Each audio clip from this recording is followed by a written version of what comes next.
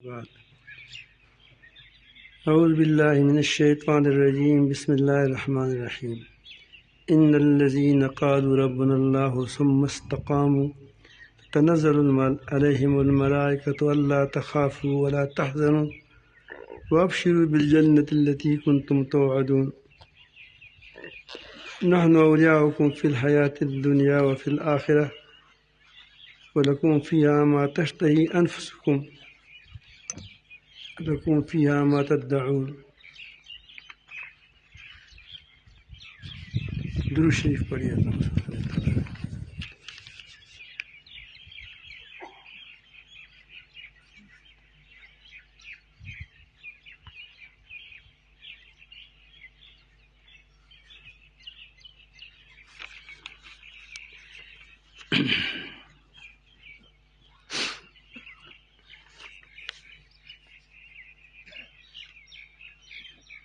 استقامت، صبر و استقامت یعنی حق پر جم جانا،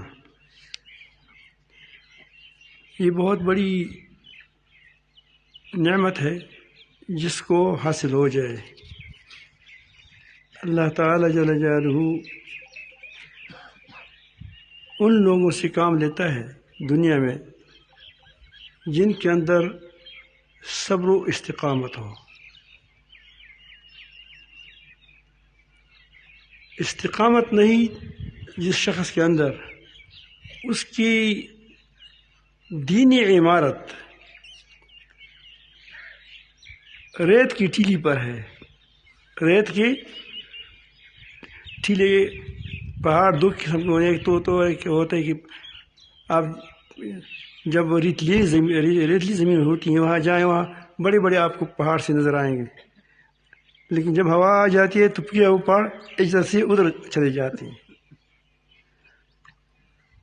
تو جس شخص کی اندر استقامت نہ ہو، اس کی دینی عمارت گویا ریت کے پہاڑ پر ہے۔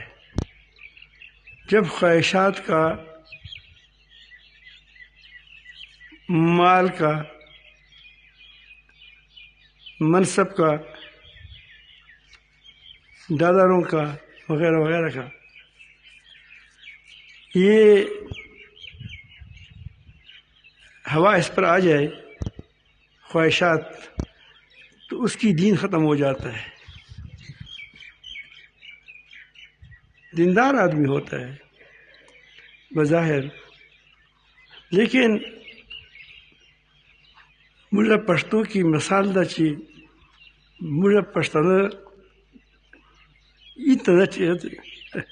اتنا ٹینگی چین دے تو ہے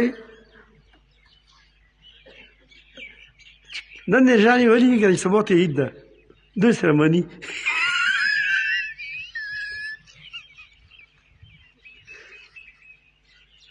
ہمارے یہاں مشہور ہے کہ ہمارے علاقے والے باقی چیز برداشت کر سکتے ہیں لیکن اتنا ٹینگے گی عید کے لیے وہ بڑا کیا بے صبر ہو جاتے ہیں۔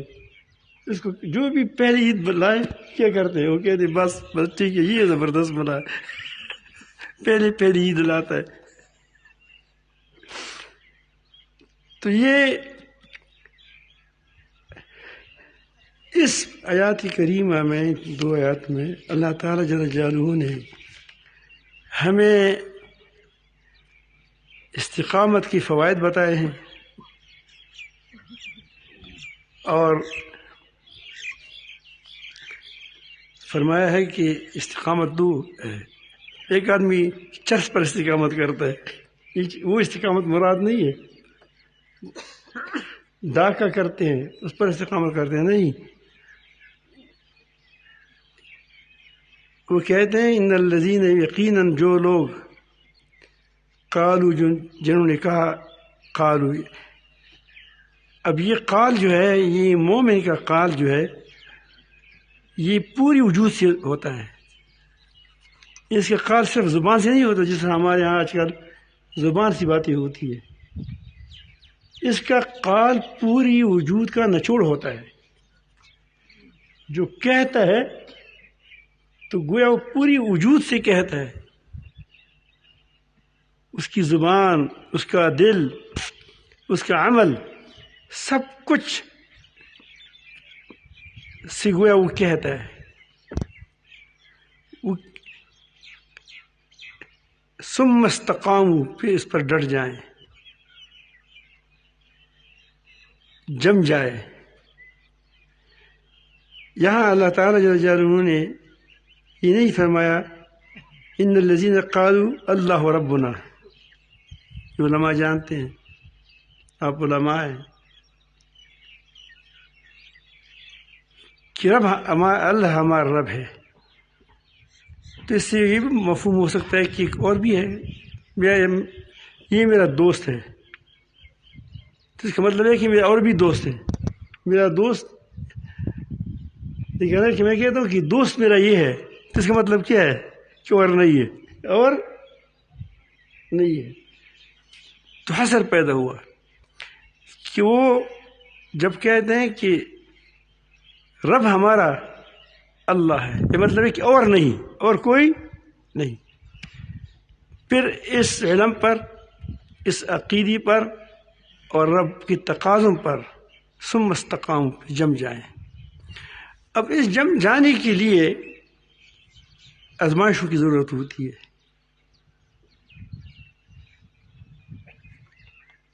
ورنہ اگر نماز پر ایک نماز پڑھے تمہارے سر کے نیچے 1,00,000 روپیہ پڑے ہوں، نفل پڑھے تو 1,000 روپے ایک نفل پر پڑے ہوں نیچے، تو کون ہے کہ وہ نماز نہیں پڑھے گا؟ ہندو پڑھے گا،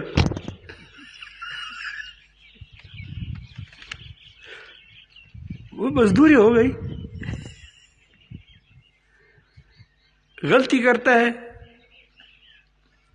نماز نہیں پڑھتا، فوراً اوپر سے ایک کیا وہ ہتھوڑا آتا ہے، اس کے سر پر پڑ جاتا ہے، تو کیا کوئی نماز چھوڑے گا؟ یا نقصان ہوتا ہے؟ تو ایک نماز چھوڑے فوراً گائے مر جاتی ہے، 2 نمازیں چھوڑ دیں تو اونٹی مر جاتی ہے، نفل پڑھیں تو بکری مر جاتی ہے، تو نہ کوئی نماز چھوڑے گا، نہ نوافل پڑھے چھوڑے گا، نہ واجب چھوڑے گا۔ استقامت اس کو نہیں کہتے کہ آپ کو اچھی چیزیں مل جائیں پھر آپ استقامت کریں۔ استقامت آزمائشوں میں ہوتا ہے۔ کس میں ہوتا ہے؟ کہ آزمائشوں میں ڈٹے رہیں۔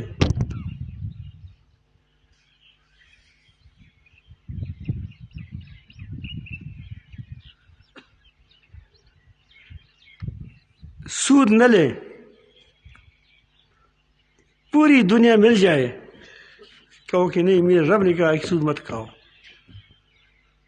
IMF دھمکی دے دے، یہ سارا پاکستان اس نے برباد کر دیا ہے IMF نے۔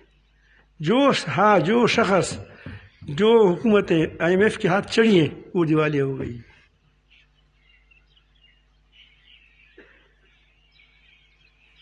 تو یہ ہم اتنی بھی نہیں کر سکتے کہ بھئی سود ہے، اب میرے رب نے کہا ہے کہ حرام ہے مت کرو، میرے ساتھ اعلان جنگ ہے، ہم نہیں چھوڑ سکتے۔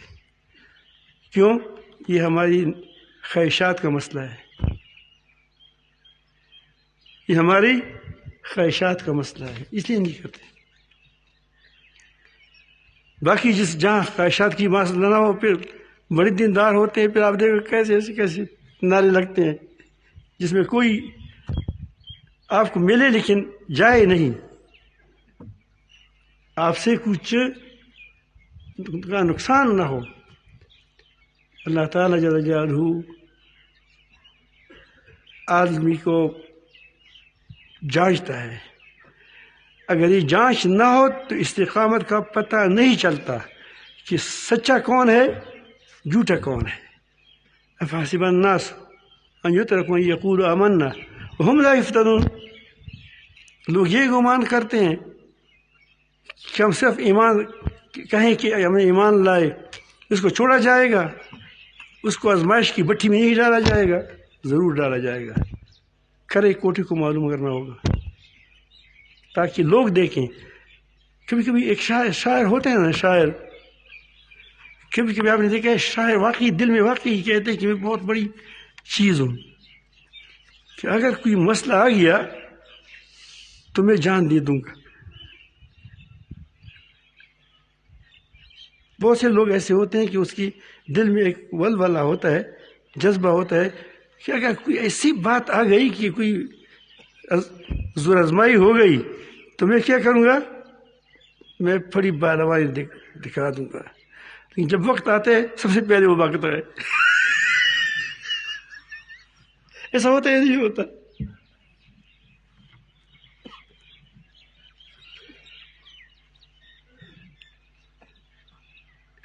یہ عورتیں کبھی کبھی وہ جو شادی ہوتی ہے اس میں کبھی کبھی ہم چھوٹے چھوٹے رہتے تو وہ جب کوئی شادی ہوتی ہے پھر کیا وہ اشعار پڑھتے ہیں نہیں، وہ جو اپنے ساتھ وہ جو عورتیں ہوتی ہیں شادیوں میں، تو کہتے ہیں کہ یا اللہ پہلے مصیبت لائیں سخت اور پھر خیر کریں، تاکہ کہ ہم اپنے مردوں کو سمجھیں کہ کون سا مرد ہے کون سا عورت ہے۔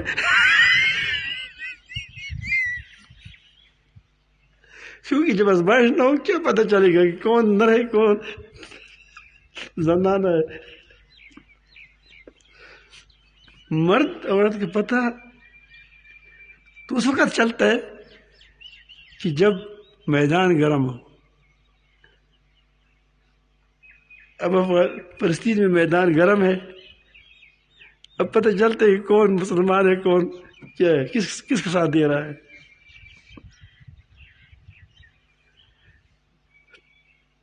تو استقامت یہ نہیں کہ صرف زبانی چیز ہے، استقامت یہ ہے کہ خواہشات تمہارے ہوں، تمہاری خواہش کے خلاف ہو رہی ہو، لیکن تیرے کو کیا اللہ کا حکم ہے، میں یہ کرنا ہے، چاہے پوری دنیا مل جائے۔ آج کل تمام میں نہیں کہتا کہ سپر طاقت کوئی ہے نہیں، پر امریکہ کا سپر طاقت آپ نے دیکھ دیا کہ چند ہزار طالبان نے اس کے کیا بگا دیا۔ سپر طاقت ایسا ہوتا ہے، سپر طاقت کوئی نہیں ہے۔ سپر طاقت ایک اللہ رب العالمین سب سے زیادہ طاقتور ہے، وہی طاقتور ہے، باقی طاقت کسی کے پاس نہیں ہے۔ وہ کہے کہ طاقتور تو طاقتور، وہ کہتے کہ نہیں تو نہیں۔ تو اس کے لیے بڑی ایمان کی ضرورت ہے، کس کی؟ ایمان کی آبیاری کی ضرورت ہے۔ تو جب انسان کے اندر استقامت ہوتی ہے تو اس کا ایک فائدہ اس کو پہلے یہ ہوتا ہے کہ وہ حالات کو اپنے موافق بناتا ہے، یہ حالات کے پیچھے نہیں جاتا، یہ سیاسی آدمی نہیں ہوتا۔ جمہوری نظام میں آپ دیکھیے لوگوں کو دیکھتا ہے، یہاں آتا ہے تو پگڑی باندھ دے گا، وہی وہ جو وہ آتے ہیں یہاں کو پہننے کا، یہ لیڈر آتے ہیں یہاں اس کو وہی کیا وہ پہناتے ہیں، دیکھا آپ نے جہاں جاتے ہیں وہاں اس کے ہوتے ہیں، اور وہاں جاتے ہیں کسی کبھی ہندوستان میں تو بھگوان کو کیا کرتا ہے، بھگوان کے نیچے سوتا ہے، وہاں سجدہ کرتا ہے۔ امریکہ جاتا ہے تو وہاں حامل آتا ہے۔ یہ حالات کے پیچھے نہیں جاتا۔ انبیاء علیہ السلام کبھی بھی حالات کے یہ نہیں کہتے کہ ہم حالات کے ساتھ چلیں، حالات کے ساتھ چلنا یہ تو منافقوں کا کام ہے۔ حالات کی تبدیلی کریں، حالات اس وقت تبدیل ہوں گے کہ آپ حالات کے ساتھ نہیں چلیں گے خود۔ ٹھیک ہے اگر آپ کو طاقت نہیں ہے، نہیں بول سکتے یا نہیں کر سکتے تو نہ کریں، لیکن حالات کے ساتھ چلے نہیں کہ چونکہ یہاں فحاشی ہے میں فحاشی میں چلوں گا۔ نہیں آپ فحش نہ کریں.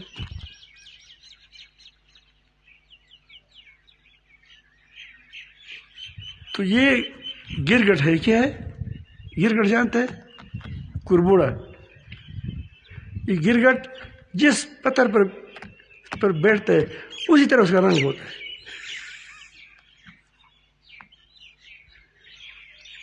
اس پہ مشہور ہے گرگٹ. جیسے سنگی تاڑا اغاسی کربوڑا، جیسے پتھر اس طرح گرگٹ. حالات بدلتے ہیں.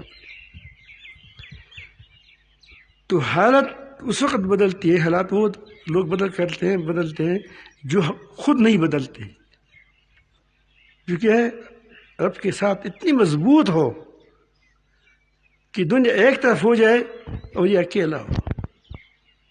نبی کریم صلی اللہ علیہ وسلم کو کہا گیا کہ سرداری کی پیشکش کی گئی، مال کا پیشکش کی گیا، اچھی لڑکیوں کی پیشکش کی گئی، ساری جو دنیا کی محبوبات ہیں اس کی پیشکش کی گئی.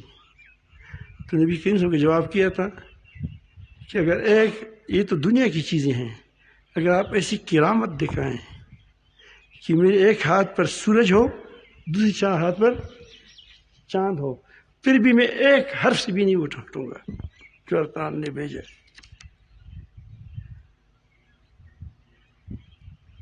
ایسی استقامت جب آزمائشوں سے گزر کر کے آدمی جاتا ہے تو اللہ تعالیٰ جل جلالہ اس کی بات اس پر مہربانی فرماتے ہیں. وہ مہربانی یہ ہوتی ہے کہ اس کے ساتھ ہی فرشتوں کو لگا دیتے ہیں.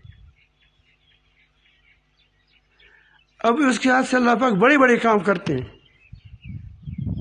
لوگ خیال کرتے ہیں کہ یہ خود پہلوان ہے، لیکن وہ پہلوان نہیں ہوتا، اس کے ساتھ باقاعدہ آگے پیچھے لشکر ہوتا ہے. دائیں بائیں اس ساتھ فرشتے ہوتے ہیں، وہ کام چلاتے ہیں اس ساتھ. نوح علیہ السلام تنہا ہے، آپ دیکھیں ایک اکیلا ہے. 900 سال اس نے قوم کے ساتھ ہاں میں ہاں نہیں ملایا. بالآخر حالات کو اپنے مطابق کر دیا اور سارے کے سارے برباد ہو گئے. اور اس کا ظاہر ہے کہ یہ اور ان کے ساتھی وہ تو مسلمان ہی تھے، نظام بھی اسلامی تھا. لوط علیہ السلام کو دیکھیں 8 آدمی بھی ساتھ نہیں تھے، لیکن ڈٹے رہے. بالآخر اللہ تعالیٰ اس کے مقابلے میں پوری قوم کو تباہ کر دیا. اور یہ جو رہ گئے، ظاہر ہے کہ جہاں رہ گئے تو یہ تو اسلامی پر عمل کرتے تھے، اس لیے تو وہ اس کو دعوت دے رہے تھے. آپ تاریخ کو پڑھیں انبیاء علیہ السلام کہ کوئی بھی ایسا نہیں ہے کہ اس نے کیا ہے حالات کی موافقت کرتے ہیں کہ چلو یہ بدماشی کرے تم بدماشی کرو. ساتھ ہم کہتے ہیں کہ ساتھ دوڑ لگاؤ، اس کی شادی میں شامل ہو جاؤ، وہاں ٹنگ و رباب ہے، اس پہ ہم اس کو پھر کیا نصیحت کریں گے. یہ بھی عجیب فلسفہ ہے. وہ شراب پیتے تو تم بھی ساتھ پیا کرو، پھر اس کو کیا کرو نصیحت کرو. حالات کو بدلو. حالات کو وہ لوگ بدل سکتے ہیں جو ڈٹ جانے والے ہو.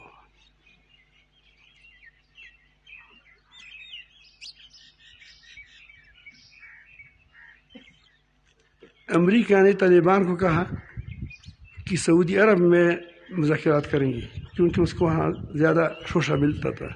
کہا نہیں، ہم قطر میں کریں گے. اس کو قطر بنسبت آسان مراد ہے. یہ نہیں کرو گی، شریعت نہیں کرو گے. اس نے کہا کوئی بات نہیں مانتے ہم. وہی آپ دیکھیں جب بھی ملاقات ہوتی ہے وہی پگڑی ہوتی ہے، کندھے پر چادر ہوتا ہے.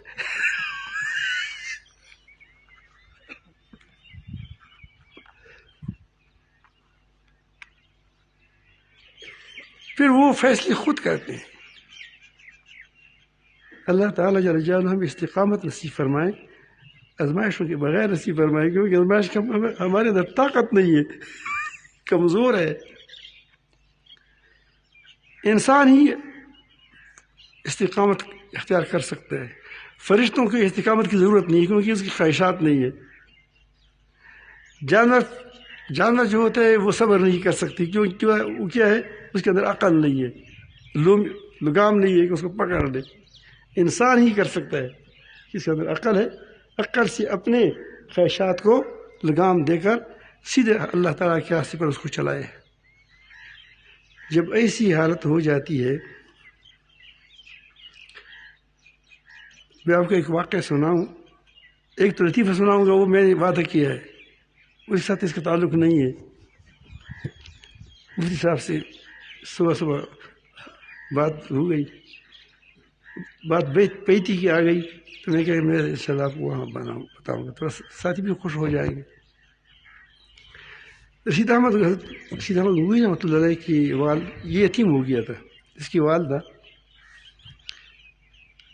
کے پاس ایک خدا بخش نامی جن آتا تھا کہ فلان زیارت پر پیر چڑھاؤ۔ زیارت پر بعض لوگ بڑی گڑبڑ کرتے ہیں، پنجاب میں اتوار زیادہ گڑبڑ ہوتے ہیں۔ میں خود بھی ایک بار گیا تھا ملتان، تو وہاں ایک عالم گزرا ہے، بہت بڑا اچھا عالم تھا، بہت اللہ والے آدمی ہے، رکن الدین شاہ عالم، بہت زبردست آدمی تھا، عالم تھا۔ تو میں قریب آیا ہوں اس کی زیارت کر لوں، تو وہاں جب گیا تو عجیب حالت تھی۔ پہلے تو وہ نہیں ہوا، ایک جو کھینچتا ہے، بک بک کرتا ہے، کیا باجا کہتا ہے، ایک تو وہ باجا ہوتا ہے نہیں، ہاتھ والا باجا، اس طرح کرتے کرتے۔ اس وقت زمانے میں وہ باجے تھے، وہ باجے والا بیٹھا تھا۔ تو میں نے کہا تم باجا کیوں بجاتے ہو؟ کہتے بابا جی کوئی روپیہ دیتا ہے، کوئی 2 روپیہ دیتا ہے، میرا گزارا چلتا ہے۔ میں نے کہا کہ 2 روپیہ لے لو، لیکن جب تک میں واپس نہ ہوں یہ باجا نہ بجائے۔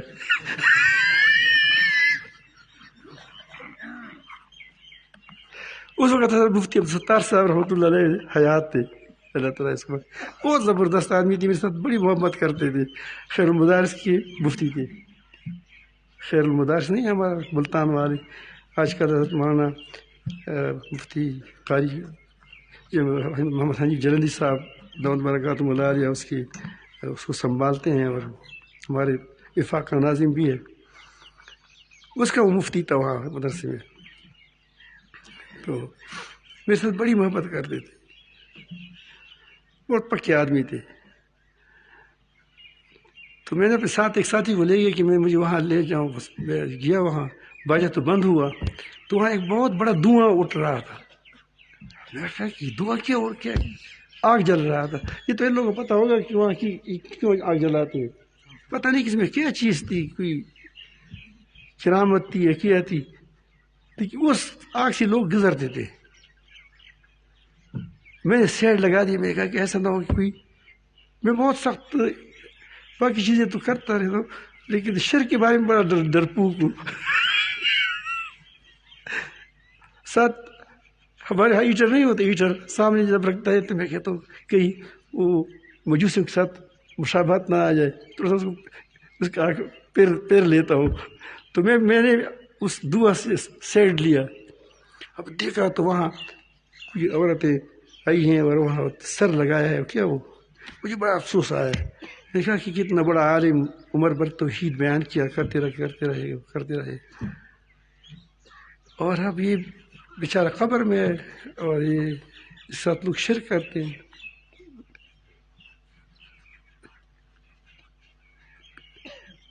یا عملی شرک کرتے ہیں، اعتقادی شاید نہ ہو، اگر ہم حسن ظن رکھیں۔ تو باہر آ گئے، تو میں بہت متفکر بھی تھا، اور میرے ساتھ بڑا عجیب آدمی تھا، وہ زبردست آدمی تھا، محبت والے آدمی تھے۔ اس نے کہا کہ مجھے صاحب آپ تو بہت زیادہ متفکر تھی، کیا کشف ہوا تم کو؟ وہ آدمی جب بھی کوئی خاموش ہوتے وہ کہتے اس کو کشف ہو رہا ہے۔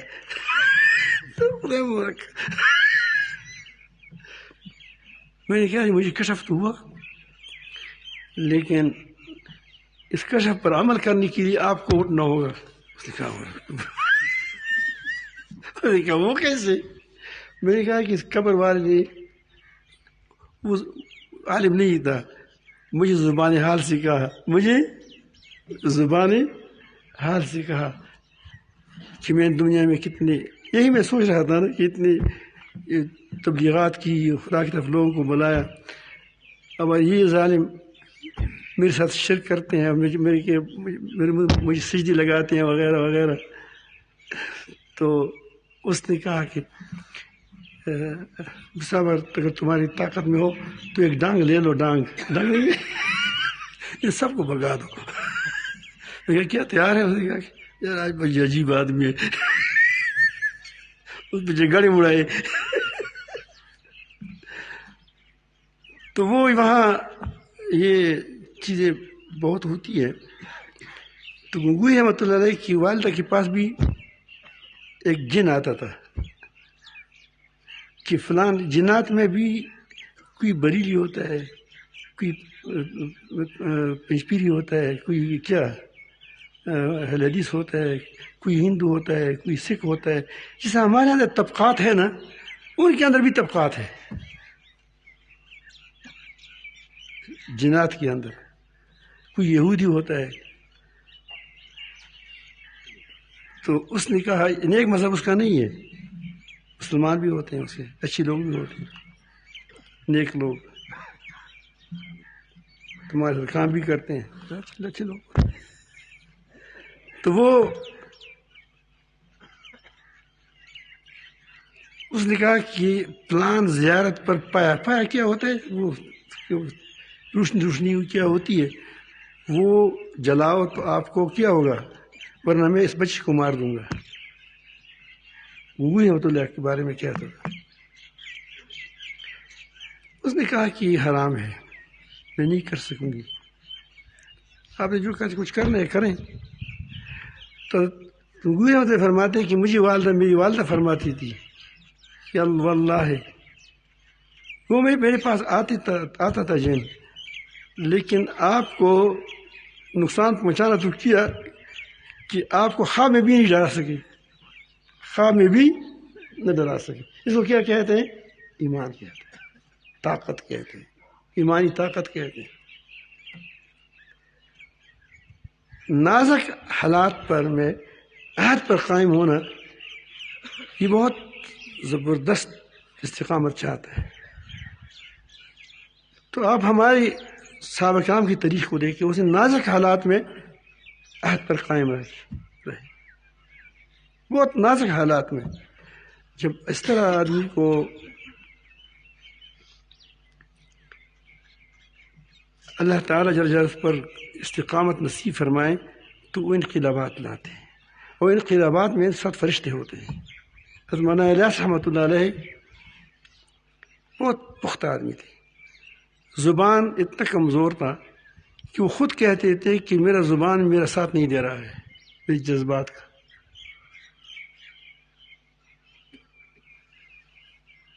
لیکن کیسے اٹولی پورو سار کری دی سب کو کیا گیا ہے، بستری سر پر دے کر اٹھا رہے، پھرتے رہتے ہیں۔ یہ استقامت کی برکت ہے کہ اس نے پوری استقامت کے ساتھ، حالانکہ بہت علماء تھے، علماء کے خلاف باتیں کر رہے تھے، یہ کیا نیا کام شروع کر دیا، یہ کیا وہ کیا۔ لوگ تو باتیں کرتے ہیں، اس وقت کے علماء بھی باتیں کرتے تھے، کچھ راضی ہے کوئی نہیں راضی ہے کوئی۔ اب ظاہر ہے کہ اس پر بات کھل گیا تھا، تو اللہ تعالیٰ نے ایک جہاں جب تک چاہا اس سے اچھا کام لے لیا ابھی تک، اللہ آگے بھی اس کو چلائے رکھے۔ تو یہ باتیں استقامت سے آتی ہیں۔ موسیٰ علیہ السلام پہاڑ کی طرح جم کر کھڑا تھا، کس کے سامنے؟ فرعون کے سامنے۔ بالآخر اللہ تعالیٰ جل جلالہ نے اس کو غرق کر دیا اور اس کو نجات مل گیا۔ گھبراؤ قطعاً مت نہ ہو، لیکن استقامت کو اختیار کرو۔ اگر استقامت کے راستے میں تم شہید ہو گئے تو اس سے بڑی بات کیا اچھی بات کیا ہوگی؟ تو اللہ تعالیٰ فرماتے ہیں کہ جب یہ ثم استقاموا شرط یہ ہے کہ پھر اس پر ڈٹ جائے، حالات جیسے کیسے ہوں، یہ اللہ تعالیٰ کی رب ہونے والے میرا رب اللہ ہے، میں اس کو مانتا ہے، اس پر کی تقاضوں پر چلتا ہے، اور وہ اس کی بات کو مانتا ہے، اس پر ڈٹ جاتا ہے۔ تنزل علیہم الملائکہ، اس پر فرشتے نازل ہوتے ہیں۔ اللہ تخافو، اس کو موت کے وقت بھی کہتے ہیں، ڈرو مت، خوف مت کرو، ولا تحزنوا، غمگین نہ ہو، وابشروا بالجنۃ التی کنتم توعدون، تم خوشخبری حاصل کرو، خوش رہو اس جنت پر جس کے تم ساتھ وعدہ کیا گیا تھا۔ یہ جو بڑے بڑے کام آپ کر رہے ہیں، اتنے ڈٹ گئے تھے، یہ اللہ تعالیٰ نے ہمیں تمہارے ساتھ لگا دیا تھا۔ نحن اولیاءکم فی الحیات الدنیا، ہم تمہارے ساتھ دنیا کی زندگی میں بھی رہے، وفی الآخرہ، آخرت میں بھی تمہارے ساتھ ہوں گے، فکر مت کرو، ہم تمہارے دوست ہیں۔ جس کا شیطان دوست ہوا اس کو سیدھا جہنم میں لے جائے گا۔ وَلَكُمْ فِيهَا مَا تَشْتَهِي أَنفُسُكُمْ، تم نے اپنی خواہشات کو نہیں دیکھا، بلکہ کس کو دیکھا؟ اللہ رب العالمین جل جلالہ کے حکم کو دیکھا، اپنی مرضی کو اللہ تعالیٰ کی مرضی کے پیچھے لگا دیا، اپنی خواہشات کو نبی کریم صلی اللہ علیہ وسلم کے حکم کیا مرضیہ کیا وہ پیرے میں قربان کر دیا، اور اللہ کے تعالیٰ جل جلالہ کے مرضیات میں اپنی مرضیات کو گم کر دیا۔ تو اب ما تشتہی انفسکم، جو تمہارا نفوس چاہتے ہیں، جو چاہتے ہیں، وہ نفس رہا ہی نہیں، وہ کس کی مرضیات میں ڈوب گئے، اللہ کی، وہ تم کو ملے گا، اور جو تم مانگتے ہیں وہی تم کو ملے گا۔ اللہ ہم سب کو نصیب فرمائے۔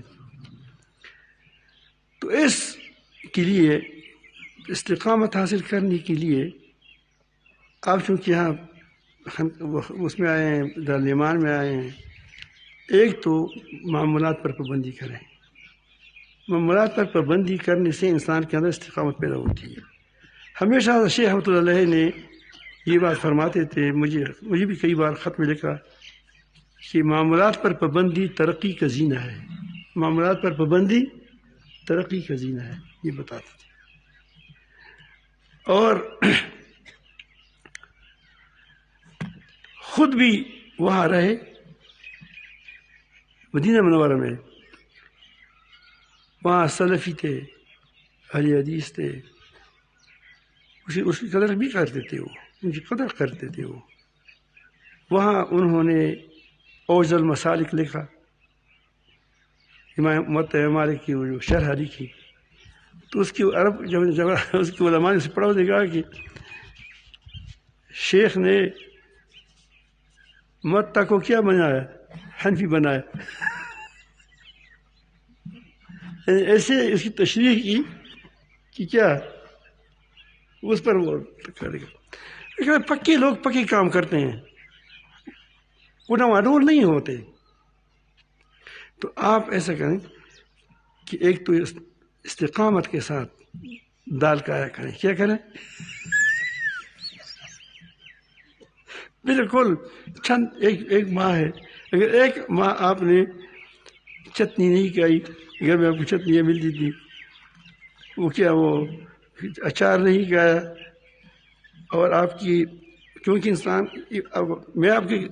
میرے دل میں آپ کے لوگوں کی قدر ہے، کیونکہ مجھے پتہ ہے کہ کبھی کبھی آدمی کو گوشت اچھا نہیں لگتا، کہتے ہیں کاش ساگ ہو۔ تو ظاہر ہے کہ ایک آدمی کو ساگ چاہتا ہے دل، دوسری کو دال چاہتا ہے، تیسرے کہتے ہیں کہ ٹماٹر ہو، تھوڑا سا کوئی چٹنی ہو، کوئی کچھ کہتا ہے۔ تو سب کی اتنا نہیں ہو سکتا، بس ایک ہی چیز پکی جائے گی۔ کبھی ساگ کی شوقین صبر کرے، کبھی دال کی شوقین صبر کرے، کبھی گوشت کی شوقین صبر کرے،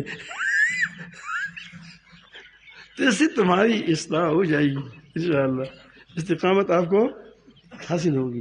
ورنہ آپ کو پتہ ہے کہ گوشت بھی آدمی کبھی کبھی عید میں تنگ ہو جاتے ہیں، وہ کہتے ہیں کہ کہیں مرچ ہو تو ٹھیک، ایسا ہی نہیں 2 دن کے بعد آج لوگ ٹماٹروں کے پیچھے پڑتے ہیں۔ تو معاملات پر پابندی کریں، انشاءاللہ آپ کے اندر آگے استعداد پیدا ہو جائے گی۔ استعداد پیدا کرنے کے لیے ہے، اور ساتھ ساتھ جو کچھ ملے کیا کہ الحمدللہ، کیا الحمدللہ۔ لوگوں کو یقین جائیں، جس شوق سے تم دال کھاتے ہو، میں نے بادشاہوں کو دیکھا ہے۔ ایسا نہیں کہ میں بادشاہوں کے پاس گیا ہوں، لیکن کبھی ایسا ہوا کہ استاد محترم شیخ الاسلام صاحب نے کہ امام پر کسی مجلس میں شریک ہوا، پہلے کسی مجلس، وہ 2 نوالے کر کے اٹھ جاتے ہیں، اس کو کھانا اچھا نہیں لگتا۔ وہ تو ہمیں کہ دال کے اندر روٹی ڈال کر کھاتے ہیں۔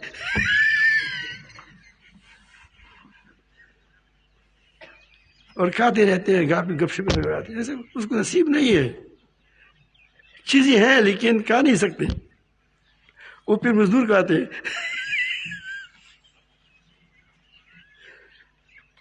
تو میں عرض کروں کہ وہ اس سے انسان کے اندر کیا پیدا ہو جاتی ہے؟ خواہشات دبائے جاتے ہیں، تو اس کے اندر کیا پیدا ہو جاتی ہے؟ استقامت پیدا ہو جاتی ہے۔ فضول باتیں مت کریں، فضول نہیں، اچھی سٹیک باتیں نہ کریں، کیونکہ یہاں باتیں ایک آدمی ایک بات کرتا ہے۔ اب تو مثلا یہ 2-3 ہزار 2,000 کتنے ہوں گے آدمی مجھے پتہ نہیں ہے، 2-3 ہزار، لیکن بعد میں مجمع 40,000 تک پہنچ جائے گا، 1 لاکھ تک پہنچ سکتے ہیں، اس سے بھی زیادہ ہو سکتا ہے۔ اگر ایک بات بھی کریں تو کیا ہو، کتنی گونج پڑ جائے گی۔ تو اسی لیے اس مسجد کی جتنا یہ وہ ہے، اس میں باتیں آپ نہ کریں۔ آج میں نماز پڑھا تھا تو یہ پردے لگے ہیں، پہلے پردے نہیں ہوتی تو اچھا ہوتا تھا، کیونکہ اب سردی ہو گئی، پردے لگ گئے، پھر کوئی بات نہیں کر سکتا تھا۔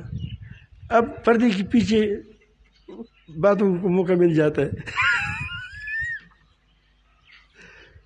تو آپ نہ اپنا وقت خراب کرو، دوسرے کا وقت خراب کرو۔ جب آپ کسی کے ساتھ بات کرتے ہیں تو ظاہر ہے کہ ایک تو آپ نے اس کا وقت خراب کر دیا، ایک اپنا وقت خراب کر دیا۔ پھر میں نے دیکھا کہ وہ تو باتیں کرتے ہیں، تو میں کہتا ہوں کہ میں بھی بات کروں اس سے، تو میرے لیے باتوں کا راستہ تم نے کھول دیا۔ نقصان کیا ہوا کہ باتیں ہوں گی۔ اور یہاں آپ کو پتہ ہے کہ لوگ کھانے کھاتے ہیں، کسی کو آواز نہیں آ رہی ہے، یہ ہزاروں لوگ کھانا کھاتے ہیں، کوئی آواز نہیں آ رہی ہے، تو جلدی اگر آپ نے ایک نوالہ کرتے اس نوالہ پڑا ہے، طبیعت کیسی ہے، ٹھیک کیسے ہے، تو یہ نوالے پر کتنے وقت گزر گیا؟ بعض مرتبہ تو 5-6 منٹ کا نوالہ ہاتھ میں رکھا ہوا ہے، اور وہ کیا بات کرتا ہے، وہ کہتے ہیں میں نوالہ ڈالوں گا تو کیا ہوگا، تو پھر بات نہیں کر سکوں گا۔ تو کھانے پر آپ کو کتنا وقت لگ جائے گا؟ تو ان چیزوں پر وقت نہ لگائیں، بس جلدی کھانا کھا کے اپنے اعمال میں جڑ جائیں، تو انشاءاللہ آپ کو اس کا فائدہ ہوگا۔ اگر کوئی بات ضرورت ہو تو پھر نیچے چلے جائیں، وہاں دکان میں چنے لیتے ہو چنے لے لو، ضروری بات ہے وہ بھی کر لیں۔ موبائل کو کوشش کریں کہ اس کو یہاں بند کریں، کوئی بات کرنی ہو تو باہر کیا کریں، تو آپ کی وقت اچھا گزر جائے گا۔ میں چاہتا ہوں کہ آپ کا وقت اچھا گزر جائے۔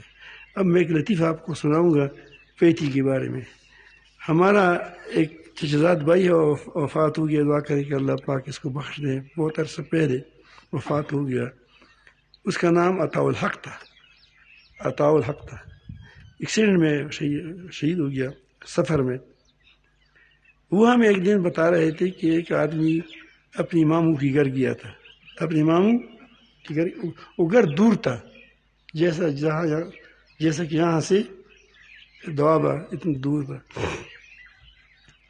فقیر آدمی تھا، اس نے کبھی ایسی مزیدار چیز نہیں کھائی تھی، تو اس ماموں نے اس کے لیے پیٹی پکائی تھی۔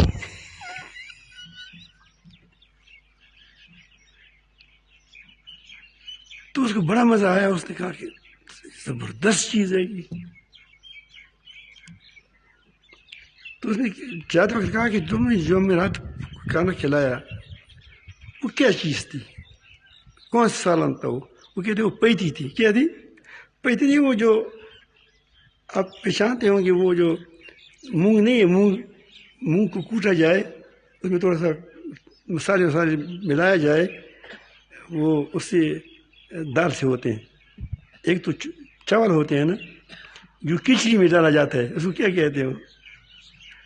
اس سے پیتی بنتی ہے. کیا بنتی ہے؟ پیتی بنتی ہے. اس میں تھوڑا سا مرچ کوٹ کر کے. تو اب اس نے اس کے نام یاد کرنا شروع کر دیا کہ میں جاؤں گا تو یہ ترتیب بناؤں گا، پیتی پیتی پیتی پیتی.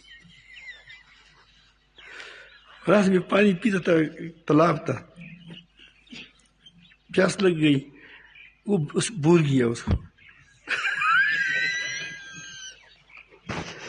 اب وہ جہاں پانی پیتا تھا وہاں سے وہ مٹی نکالتا تھا کہ یہاں مجھ سے پیتی گم ہو گئی ہے نا. اس کو نام نہیں آتا کہ کیا گم ہو گئی، یہاں اسی جگہ میں پانی پی رہا تھا، سادہ تھا. تو ایک دوسرا آدمی آ گیا، وہ بھی ساتھ لگ گیا کہ میں کیا بہت زبردست چیز مجھ سے گر رہی ہے کہ مجھے میرا نام بھول گیا، یہاں پڑی ہے. پھر وہ بھی بس ساتھ لگا رہا. جب عصر کے وقت قریب ہو گیا تو اس نے کہا کہ یار کوئی چیز یہاں سے مل نہیں رہی، مجھے تم نے ایسا کر دیا جیسا پیتی. اس نے کہا کہ وہ یہی پیتی تھی.